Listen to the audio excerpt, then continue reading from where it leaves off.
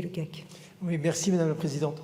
Madame la Ministre, la maison d'arrêt de Brest souffre, comme partout en France, d'une surpopulation carcérale très importante. Je m'y suis rendu encore cette année, depuis le début de l'année, à 3 reprises pour échanger avec tous, la direction, bien sûr, les équipes du SPIP et bien évidemment avec les surveillants pénitentiaires. Ainsi, pour cet établissement qui, je le souligne, n'est pas un établissement pour peine, comptait 85 détenus pour 254 places, dont 87 matelas au sol, en avril dernier, lors de ma dernière visite. Dans le quartier Homme, le taux d'occupation dépasse aujourd'hui les 200%. Les conditions de cette surpopulation entraînent des conditions de vie dégradées pour les détenus, mais aussi des conditions de travail extrêmement difficiles pour le personnel pénitentiaire qui doit faire face à des agressions à répétition. Encore cet hiver, en février dernier, c'est la médecin de la maison d'arrêt qui a été agressée lors d'une consultation.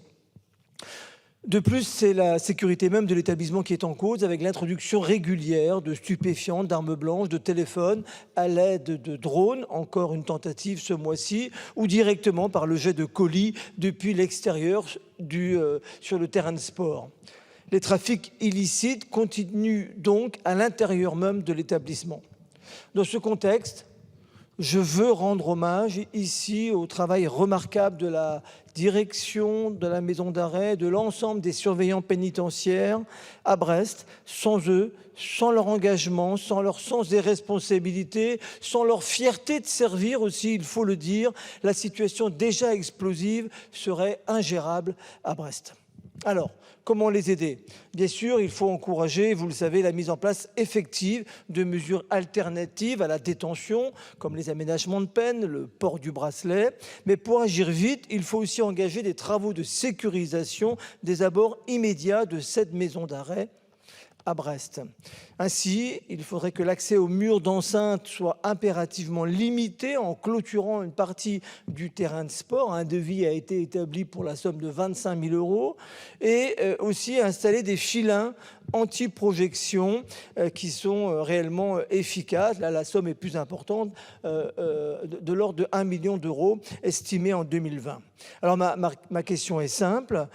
Pouvez-vous, Madame la Ministre, me confirmer que de tels travaux, essentiels pour la sécurité de tous, pourraient être engagés dans un avenir proche et me préciser le calendrier? Je vous remercie. Je vous remercie. La parole est à Madame la Ministre déléguée chargée de l'enfance, de la jeunesse et des familles. Merci Madame la Présidente, Mesdames, Messieurs les députés, Monsieur le député Le Gac.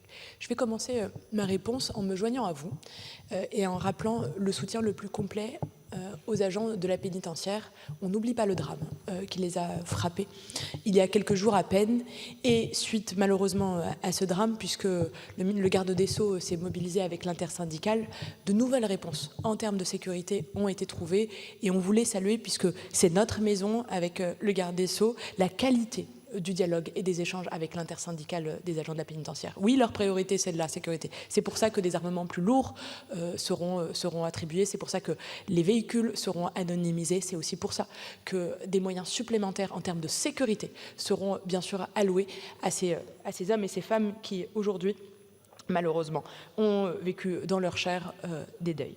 Mais au-delà, monsieur le député, de ce drame que nous avons partagé avec toute la nation, la priorité et la mise en lumière de votre question est sur la sécurisation de la maison d'arrêt de Brest, qui touche deux choses. D'abord, bien sûr, l'accueil, mais aussi la sécurité des agents pénitentiaires, puisque ça va ensemble, qui est menée par d'ailleurs l'administration pénitentiaire et la direction de la prison que vous avez saluée.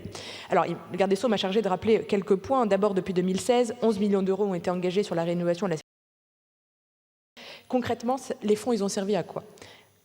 Extension du réseau de vidéosurveillance, installation de nouveaux éclairages, parce que c'est absolument essentiel pour les rondes, pose de calibotiers aux fenêtres, ainsi que réalisation d'opérations de sécurisation du périmètre.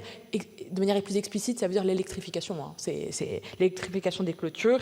Le travail se poursuit avec le remplacement partiel des filins anti-hélicoptères. C'est les filins qui sont plus resserrés pour éviter d'avoir les fameuses boulettes entrantes ou les fameux colis, parfois malheureusement mettant des armes, de la drogue ou des téléphones portables. Pour un montant de plus de 100 000 € est prévu pour 2024. La réfection des systèmes de vidéosurveillance est également en cours de programmation.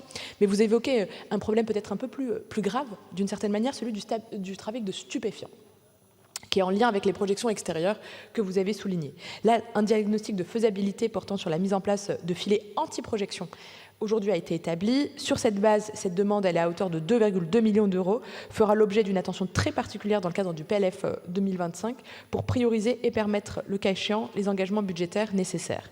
La configuration même de la maison d'arrêt de Brest a été réfléchie pour protéger les cours de promenade des projections, puisqu'elle se trouve à l'arrière d'un autre bâtiment, donc ce qui est déjà une première protection, mais la lutte contre les trafics et toutes les formes de violence en détention est absolument permanente. Le ministre de la Justice en a toujours fait une priorité, avec notamment la mise en œuvre du plan pluriannuel spécifiquement dédié. C'est essentiel, bien sûr, pour la sécurité des personnels, pour leurs conditions de travail, et nous leur devons. Monsieur le député, nous serons bien sûr à vos côtés, à Brest comme partout en France, et notre engagement ne faiblira pas. Je vous remercie. Allez-y, monsieur Legac. La présidente, bien, Madame la Ministre, merci pour votre réponse, une réponse qui est étayée. C'est vrai qu'il y a eu déjà beaucoup de travaux qui ont été faits à la maison d'arrêt de Brest, et donc je note, rendez-vous au PLF, au prochain projet de loi de finances, pour effectivement examiner, mettre et inscrire cette somme de 2,2 millions d'euros pour les travaux supplémentaires à Brest. Merci beaucoup.